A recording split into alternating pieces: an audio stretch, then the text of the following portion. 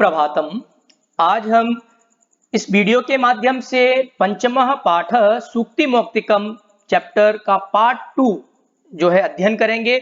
इससे पहले वीडियो में हमने इस चैप्टर के 4 श्लोकों का अध्ययन कर लिया था। अब जो बचे हुए 4 श्लोक हैं उनका अध्ययन हम इस वीडियो के माध्यम से करेंगे। तो आइए स्टार्ट करते हैं 5वें श्लोक से। तो 5वां श्लोक है, गुणेष्वेव ही कर्तव्य प्रयत्न पुरुषैः सदा गुणयुक्तो दरिद्रोपि नैश्वरैर्गुणैः समः। अर्थात गुणेषु एव, यहां पर जो शब्द है गुणेष्वेव उसको अलग करेंगे तो गुणेषु प्लस एव, तो गुणेषु में जो उ है उसको वह हो जाता है यण संधि से, और जो बाद में ए है वो वा पे ऊपर यहां पर आ जाता है। तो गुणेष्वेव अलग करेंगे, गुणेषु एव। तो गुणों में ही कर्तव्य करना चाहिए, प्रयत्न परिश्रम पुरुष ही मनुष्यों के द्वारा, सदा मतलब हमेशा, सदा जो है एक अव्ययपद है, मनुष्यों को पुरुष ही मनुष्यों को सदा हमेशा प्रयत्न करना चाहिए। लेकिन कहां प्रयत्न करना चाहिए? गुणेष्वेव, गुणेषु एव, गुणों को इकट्ठा करने में, क्वालिटी को इकट्ठा करने में, खूबियों को, अच्छाइयों को इकट्ठा करने में जो है मनुष्य को हमेशा प्रयत्न करना चाहिए। क्यों करना चाहिए? ऐसा क्या है गुणों को इकट्ठा करने के पीछे क्यों कहा? क्योंकि गुणयुक्तो दरिद्रोपि, यहां पर देखिए शब्द है गुणयुक्तो, जबकि इसका मूल शब्द है गुणयुक्तः। विसर्ग को ओ हो गया है उत्तु संधि से, और जो नेक्स्ट वर्ड है हमारा दरिद्रोपि, यहां पर भी मूल शब्द दरिद्रः प्लस अपि, तो यहां पर भी जो है विसर्ग को ओ हो गया है उत्तु संधि से। तो कह रहे हैं कि गुण युक्त दरिद्र अपि, जो गुण से युक्त, जो क्वालिटी से युक्त है, लेकिन कैसा है? दरिद्र, दरिद्र कहते हैं गरीब है। अब यहां पर दो व्यक्तियों से तुलना की गई है, एक दरिद्र है व्यक्ति लेकिन कैसा है? वो गुण युक्त है, क्वालिटी से युक्त है। और जो दूसरा व्यक्ति है वो कैसा है? यहां पर शब्द जब हम इसको विच्छेद करेंगे शब्दों को, तो न ईश्वरैहि अगुणैहि, यहां पर जो है 3 शब्द है, न ईश्वरैहि और अगुणैहि। तो कहते हैं जो ईश्वरैहि का अर्थात यहां पर जो है वो अमीर व्यक्ति, धनवान व्यक्ति। और कैसा है वो धनवान व्यक्ति? अगुणैहि, उसके पास कोई भी गुण नहीं है, कोई भी क्वालिटी नहीं है, लेकिन वो कैसा है? धनवान है। और दूसरा व्यक्ति कैसा है? गरीब है, लेकिन वो कैसा है? गुण युक्त है, उसके पास बहुत सारे गुण है, क्वालिटी से भरपूर है वो व्यक्ति। तो ऐसा जो गुण युक्त जो दरिद्र है, गरीब होने पर भी वो व्यक्ति जो है वो गुणवान व्यक्ति से, जो निर्धन व्यक्ति है लेकिन कैसा है? गुणवान व्यक्ति है, वो व्यक्ति जो है धनवान व्यक्ति से बहुत अधिक श्रेष्ठ है। क्यों अधिक श्रेष्ठ है? क्योंकि जो धनवान व्यक्ति है उसके पास कोई भी गुण नहीं है, कोई भी क्वालिटीज नहीं है। इसलिए जो दरिद्र है, गरीब है, लेकिन फिर भी वो जो है वो उस अमीर व्यक्ति से श्रेष्ठ है, क्योंकि वो क्या है? गुण युक्त है, वो क्वालिटी से युक्त है। इसलिए मनुष्यों को हमेशा जो है गुणों को इकट्ठा करने में प्रयत्न करना चाहिए। तो ये श्लोक में हमने ये पढ़ा कि हमें जो है अपने जीवन में जितना ज्यादा हो सके उतना जो है क्वालिटीज को इकट्ठा करने में मेहनत करनी चाहिए। आगे कह रहे हैं कि अब नेक्स्ट श्लोक देखिए, बहुत ही अच्छा श्लोक है। और इस श्लोक में जो है मित्रता के बारे में बताया गया है कि मित्रता जो है, फ्रेंडशिप जो है वो अच्छे लोगों की और बुरे लोगों की किस प्रकार होती है। तो इस श्लोक को हम अपने जीवन में भी इसको धारण कर सकते हैं। इसका जो सार है देखते हैं क्या कह रहे हैं। आरंभ गुरुवी क्षैणी क्रमेण लघ्वी पुरा वृद्धि मति च पश्चात दिनस्य पूर्वार्ध परार्ध भिन्ना छाएव मैत्री खल सज्जनानाम। यहां पर दो तरह के व्यक्ति हैं, एक खल और एक सज्जन। खल कहते हैं दुष्ट लोगों को, और सज्जन कहते हैं जो विद्वान लोग होते हैं, सज्जन लोग होते हैं। तो दो लोगों की जो मित्रता है कि दुष्ट लोगों की मित्रता कैसी होती है, सज्जन लोगों की मित्रता कैसी होती है, तो इसका जो है वर्णन, ये दिन का जो पूर्वार्ध और परार्ध, दो जो समय होते हैं, जो दिन का सुबह वाला समय और एक शाम का, पूर्वार्ध सुबह का समय को कहते हैं और परार्ध कहते हैं बाद वाला समय, जब रात का समय स्टार्ट होता है। तो दिन के पूर्वार्ध और परार्ध के समय के समान जो है इन दुष्ट लोगों की और सज्जन लोगों की मित्रता के बारे में इनकी तुलना की गई है। छाया इव, यहां पर जो छाएव है, जब इसको अलग करेंगे शब्द को, तो यहां पर जो है छाया और प्लस इव, आ और ई को ए हो जाता है, तो यहाँ पर जो है गुण संधि से शब्द बन गया छाये, छाया के समान। अब देखते हैं कि दुष्ट लोगों की और सज्जन लोगों की मित्रता जो है किस प्रकार जो है बदलती है, बढ़ती है, घटती है। तो आरंभ गुरुवी क्षैणी क्रमेण, जो पहले है खल दुष्ट लोग, उनकी मित्रता क्या होती है? आरंभ, आरंभ मतलब स्टार्टिंग में जब वो मित्रता शुरू होती है तो स्टार्टिंग में गुरवी, गुरवी कहते हैं बड़ी, है ना, धीरे धीरे उनकी जो है मित्रता स्टार्टिंग में बहुत बड़ी हो जाती है। और फिर क्या होता है? क्षैणी क्रमेण, क्रमेण मतलब क्रम अनुसार, क्षैणी मतलब पतन, गिरना। जो दुष्ट लोग होते हैं, खल लोग होते हैं, उनकी जो मित्रता होती है वो आरंभ में तो गुरवी बहुत बड़ी होती है, बड़ी बड़ी बातें कर देते हैं, मैं आपके लिए ये कर दूंगा, वो कर दूंगा, आप बताइए मैं क्या करना है, सारी बातें जो है जो खल लोग होते हैं, दुष्ट लोग होते हैं, वो बोल देते हैं। लेकिन क्रमेण, क्रम अनुसार उनकी मित्रता क्या होती है? क्षैणी, धीरे धीरे धीरे धीरे क्या है? कम होती जाती है, जो खल लोग होते हैं, जो दुष्ट लोग होते हैं। और जो सज्जन लोग होते हैं उनकी मित्रता कैसी होती है? पुरा, पुरा कहते हैं पहले, पुरा जो है अव्यपद है।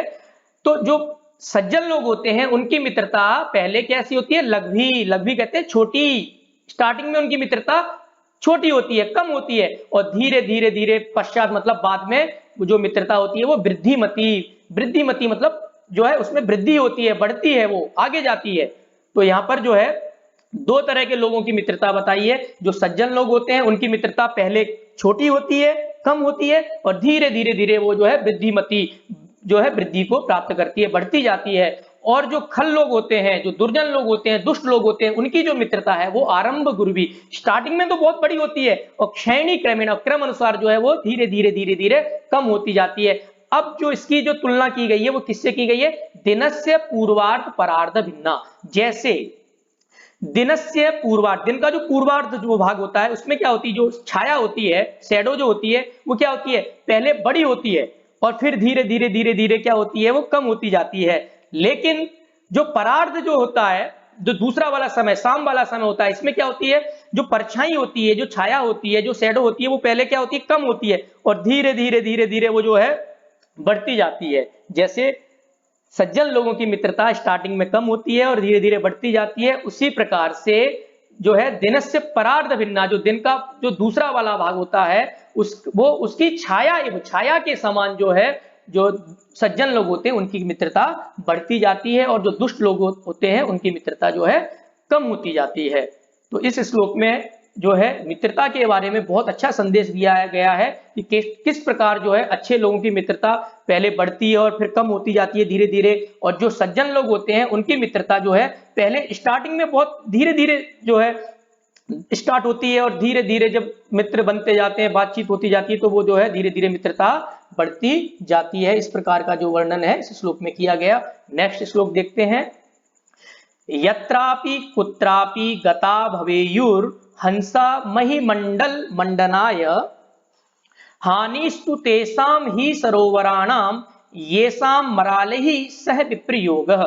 बहुत ही अच्छा श्लोक है, और इसमें जो है अहमियत बताई गई है कि जो अच्छे व्यक्ति होते हैं, या अच्छे व्यक्ति में हम पशु, जानवर, पक्षी भी कुछ भी कह सकते हैं, उनका क्या अहमियत होती है? जो अच्छे लोग होते हैं, जो गुणी लोग होते हैं, उनका जीवन में क्या महत्व होता है?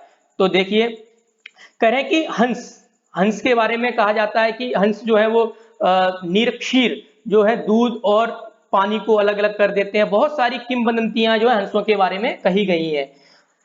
पर जो हंस होता है वो पक्षियों में श्रेष्ठ माना जाता है। तो हंस जो होते हैं वो यत्रापि कुत्रापि, यहां पर देखेंगे दो शब्द हैं। यत्रापि जब अलग करेंगे शब्द को तो यहां पर जो है यत्र प्लस अपि, तो अ और अ को आ हो जाता है, दीर्घ संधि है। ऐसे ही यहां पर कुत्रापि में भी दो शब्द हैं, कुत्र प्लस अपि, तो यहां पर भी जो है दीर्घ संधि हुई है, यत्रापि कुत्रापि। यत्रापि जहां पर भी, कुत्रापि कहां पर, यानी जहां कहीं पर भी, गता मतलब गए हुए, कौन? हंस। हंस जहां कहीं पर भी जाते हैं, मही मंडल मंडनाय, मही कहते हैं पृथ्वी को, और मंडल कहते हैं समूह को, और मंडनाय कहते हैं सुशोभित। हंस जो है जहां कहीं पर भी जाते हैं वो उस धरती को, उस पृथ्वी को, जो स्थान होता है उसका जो समूह है उसको क्या कर देते हैं? मंडनाय, सुशोभित कर देते हैं। अर्थात पृथ्वी को सुशोभित करने के लिए हंस जहां कहीं पर भी जाते हैं तो क्या कर देते हैं, उसको सुशोभित कर देते हैं। लेकिन हानिस्तु विसर्ग को जहां पर शब्द है हानिस्तु, तो हानिस्तु को जो मूल शब्द है वो यहाँ पर हानि ही है, और विसर्ग का जो है वो यहाँ पर स हो गया है सत्व संधि से, तो मूल शब्द है हानि ही। हानि तू मतलब तो तू जो है वो अव्ययपद है। हानि तो लॉस तो तेसाम ही सरोवराणाम, कह रहे हैं कि हानि तो उन सरोवरों की है, उन तालाबों की है। ये शाम मरालई सह विप्रयोग, ये शाम कह रहे हैं जिनका, मरालई, मरालई का मतलब यहां पर है हंस ही, हंस का जो एक पर्याय शब्द है, पर्यायवाची शब्द है वो है मरालह, तो मरालई यहाँ पर जो है तृतीय व्यक्ति बहुवचन का शब्द है। यहाँ पर देखिए सह शब्द है, सह शब्द के साथ उपपद, ये सह उपपद शब्द है जिसके साथ तृतीय व्यक्ति लगती है, इसलिए यहाँ पर मरालई में तृतीय व्यक्ति का बहुवचन है। तो कह रहे हैं कि हानि तो उन सरोवरों की है, उन तालाबों की है, ये शाम जिनका मरालई सह विप्रयोग है, जिनका जो है हंसों के साथ क्या है, विप्रयोग है। विप्रयोग का मतलब है वियोग है, एक कह सकते हैं उनकी दुश्मनी है, या कह सकते हैं उनके साथ जो है उनकी अनबन है। क्यों, सरोवरों की अगर हंस के साथ जो है वियोग होगा, लड़ाई होगी, झगड़ा होगा या वैर भाव होगा, तो जो हंस हैं वो सरोवर तालाबों के पास नहीं जाएंगे, और तालाबों के पास नहीं जाएंगे तो उन सरोवरों की जो सौंदर्यता है तो वो क्या है, हंसों के न जाने से जो है वो समाप्त हो जाएगी। इसलिए क्यों, क्योंकि हंस जहां कहीं यत्रा भी कुत्रा भी, जहां कहीं पर भी जाते हैं हंस, वो क्या कर देते हैं, उस स्थान को जो है सुशोभित कर देते हैं, सुंदर बना देते हैं। तो हानि तो उन सरोवरों की क्यों है, क्योंकि उनकी जो है सरोवरों का जो है वो हंसों के साथ क्या है, विप्रयोग है। इसलिए कहते हैं कि जो अच्छे मित्र होते हैं, अच्छे लोग होते हैं, उनके साथ हमेशा हमें जो है सद्भाव बनाना चाहिए, मित्रता बनानी चाहिए। कब व्यक्ति कहां किसके काम आ जाए कुछ कह नहीं सकते, लेकिन अगर हमारा किसी अच्छे व्यक्ति के साथ विप्रयोग, वियोग है, दुश्मनी है, लड़ाई है, झगड़ा है, तो हम उससे बात नहीं कर सकते। हमारा अगर कोई काम है तो उसको हम नहीं बोल सकते, तो उससे हमारा क्या है, हानि होगी, लॉस होगा हमारा। जैसे यहाँ पर सरोवरों की हानि हो रही है, क्यों, क्योंकि हंस जो है वहां पर आएंगे ही नहीं, और जब हंस सरोवर तालाबों में नहीं आएंगे तो जो है तालाबों की जो है वहां पर हानि होगी, क्योंकि हंस जहां कहीं पर भी जाते हैं वहां पर जो है सौंदर्यता, सुंदरता जो है बढ़ा देते हैं। अब नेक्स्ट श्लोक देखेंगे, गुणा गुणजेषु गुणाः भवन्ति ते निर्गुणं प्राप्य भवन्ति दोषाः आस्वाद्य तोयः प्रवहन्ति नद्यः समुद्रम आसाद्य भवन्ति पेया। यहाँ पर पहले जो है ये जो लास्ट शब्द है हमारा समुद्रम आसाद्य भवन्त्य पेय, यहाँ पर जो है इस शब्द को अलग अलग करेंगे संधि युक्त शब्द को। तो सबसे पहले शब्द निकलेगा हमारा इसमें से समुद्रम, और दूसरा शब्द निकलेगा आसाद्य, और तीसरा शब्द निकलेगा हमारा भवंती, और फोर्थ जो शब्द है वो निकलेगा अपेय। जब हम संधि युक्त शब्दों को अलग कर देते हैं तो कहीं ना कहीं हमारा जो मीनिंग है या जो अर्थ है वो कहीं ना कहीं हमारा सरल हो जाता है। तो देखिए क्या कह रहे हैं इस श्लोक में कि गुणा गुणजेषु गुणा भवन्ति, जो गुण होते हैं, जो क्वालिटीज होती हैं, वो जब गुणजेषु, जब गुणी व्यक्ति के अंदर जाते हैं, वो गुण या गुणी व्यक्ति के पास जाते हैं, जो क्वालिटीज की अहमियत समझता है, जो गुणों की अहमियत समझता है, जो गुणों के बारे में जानता है, तो ऐसे व्यक्ति के पास जब गुण जाते हैं, क्वालिटीज जाती हैं, तो वो क्या हो जाते हैं, वो गुणाः भवन्ति, वो गुण और बढ़ जाते हैं। क्यों, क्योंकि जो गुणी व्यक्ति है उसे पता है कि इसका क्या महत्व है। तो जो गुण जो है, जब जो गुणी व्यक्ति के पास जाते हैं तो गुण और बढ़ जाते हैं। यदि वे ही गुण निर्गुणम प्राप्य, जब निर्गुण व्यक्ति को प्राप्त होते हैं, जो गुणों की अहमियत नहीं समझता है, जो क्वालिटीज की जो अहमियत नहीं समझता है, नहीं जानता उनके बारे में, जब ऐसे व्यक्ति को जब गुण प्राप्त हो जाते हैं तो वो क्या हो जाते हैं, भवन्ति दोषाः, वो जो गुण है वो क्या हो जाते हैं, दोष हो जाते हैं, दोष के रूप में कन्वर्ट हो जाते हैं। वो गुण जो है गुण नहीं रहते। क्यों, क्योंकि जो निर्गुण व्यक्ति है उसे गुणों की अहमियत पता ही नहीं है।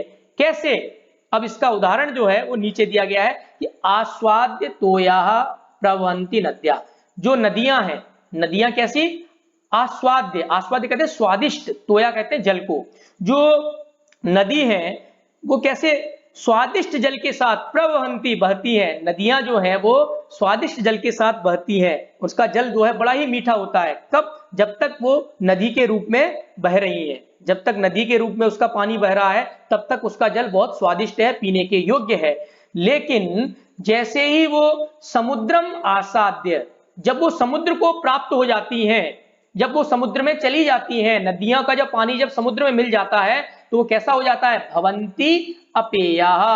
अपेया कहते हैं जो पीने के योग्य नहीं है, जिसको हम नहीं पी सकते, क्योंकि जब समुद्र में का जो पानी होता है वो खारा हो जाता है, वो पीने के योग्य नहीं रहता है। तो कैसे समझाया गया कि जब तक नदी का पानी बह रहा था तब तक वो स्वादिष्ट था, पीने के योग्य था, लेकिन जैसे ही वो समुद्र में मिला वैसे ही वो क्या हो गया? अपेयाह, पीने के योग्य नहीं रहा। जैसे ही उसकी संगति समुद्र के साथ हुई वैसे ही जो है उसका जो गुण था, पीने के योग्य स्वादिष्ट जल था, वो कैसा हो गया? खारा पानी हो गया। तो वही कह रहे हैं कि जब गुणी व्यक्ति में जब मिलते हैं तो गुण और बढ़ जाते हैं, और जब वो निर्गुण व्यक्ति में मिलते हैं तो वो जो गुण होते हैं वो दोष में जो है कन्वर्ट हो जाते हैं। जैसे नदियों का स्वादिष्ट जल जब समुद्र में मिलता है तो वो क्या हो जाता है? अपेयः भवन्ति, पीने के योग्य नहीं रहता। अर्थात हमें जो है हमेशा जो है गुणों को इकट्ठा करने में और जो है गुणी व्यक्ति के साथ रहने से जो है हमारे जीवन में दिन प्रतिदिन जो है अच्छाइयां जो है बढ़ती जाती हैं। इसलिए हमें जो है सज्जनों का जो है संगति करनी चाहिए। इस चैप्टर में हमने ये जो श्लोक 4 पढ़े, ये जो है कहीं ना कहीं इनका अध्ययन करने से केवल सिलेबस मात्र से जो ये इसको हमें नहीं सीखना चाहिए कि हमारा जो है इस सिलेबस है इसको कंप्लीट कर लिया हमारा काम हो गया, नहीं। ये जो श्लोक है इनकी जो व्याख्या है, जो इनके मीनिंग है, जो अर्थ है, इनको अगर हम अपने जीवन में धारण करते हैं तो कहीं ना कहीं हम दिन प्रतिदिन जो है ऊंचाइयों को प्राप्त निश्चित रूप से करेंगे। धन्यवाद।